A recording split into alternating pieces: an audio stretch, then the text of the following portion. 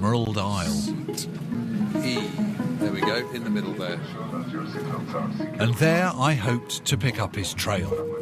It was time to bone up on the case. Very interesting. Who was this William Desmond Taylor? Really intriguing case. And how had he come to be in the City of Angels and on the wrong end of a bullet? This is a case and a half. For a tale set in the world of early movies, the story was far.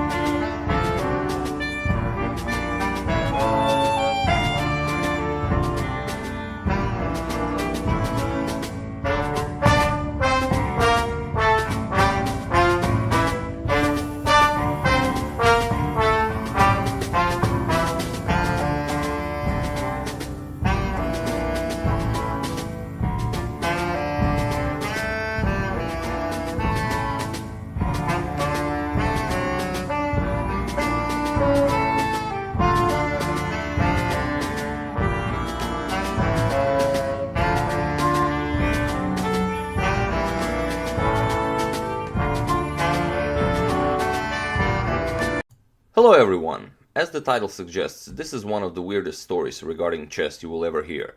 The game is from a very strong tournament in Lone Pine in California from 1979, and it was an extremely strong tournament. 73 players. They awarded 2 brilliancy prizes after each round. Now I don't know if they agreed that they will just award 2 brilliancy prizes or 2 brilliant games were played in every round. Either way, it sounds like a great tournament, and the tournament director for this event was the one and only Isaac Kazhdan. I don't know if you've seen Kazhdan's Immortal on my channel. If you haven't, I suggest you check it out. I will put a link to it in the description below. And here we have Rosendo Balinas with the white pieces against Jeremy Silman with the black pieces. A lot of you who probably read about chess and have some chess books, chances are you have a book by Jeremy Silman, as he's a very successful author.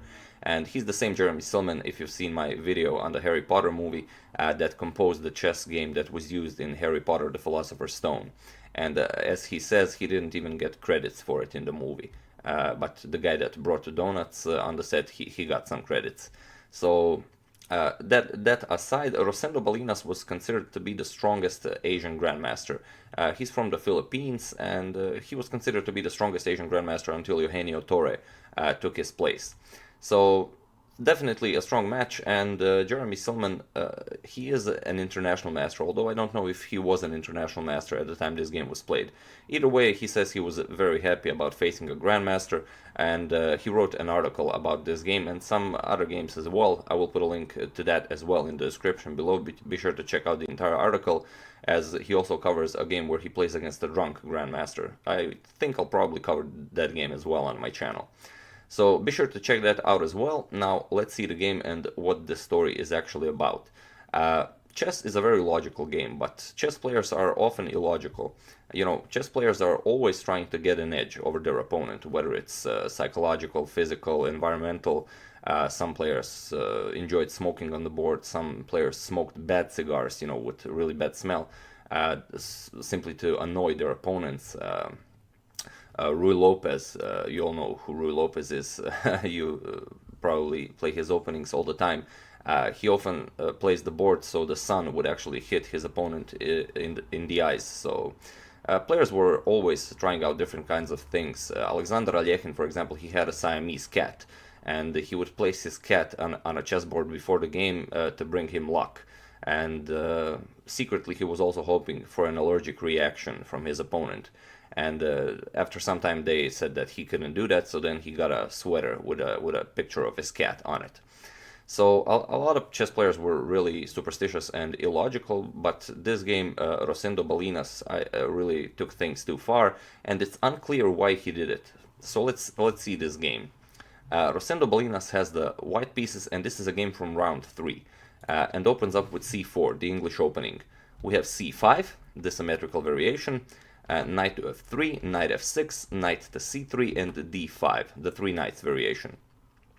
C captures on d5, knight captures on d5, and g3. g6, bishop to g2, bishop to g7, and we have castles by both sides. And queen to b3 by Balinas. We have knight to c7, avoiding the exchange. The knight is attacked twice, and the black doesn't want to capture on c3. After b captures on c3, white can form a very nice center after playing e3 and d4. So here Silman retreats with the knight and knight to c7.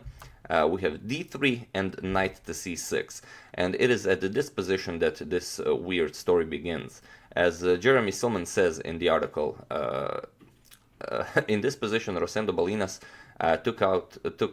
well, I don't know if he took it from the table or from where, a big thermos bottle of hot tea, and then he grabbed a jar of honey, and then Silman thought that he would pour the tea, that he would pour the honey into the tea, but actually he poured the tea into the honey jar, and that became like a really dense, gooey liquid. And he drank the entire honey jar. And Silman says that after he drank that his eyes simply had this weird glare to them, probably after all of that sugar hit his brain. And in this position he smiled at Silman and he played knight to a4. And already you can see this is a very, very weird move.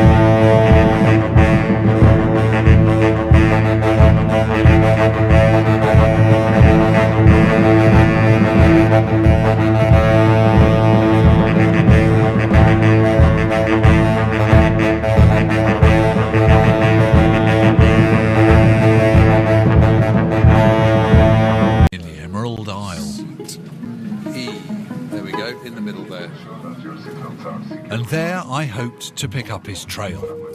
It was time to bone up on the case. Very interesting. Who was this William Desmond Taylor? Really intriguing case. And how had he come to be in the City of Angels and on the wrong end of a bullet? This is a case and a half. For a tale set in the world of early movies, the story was far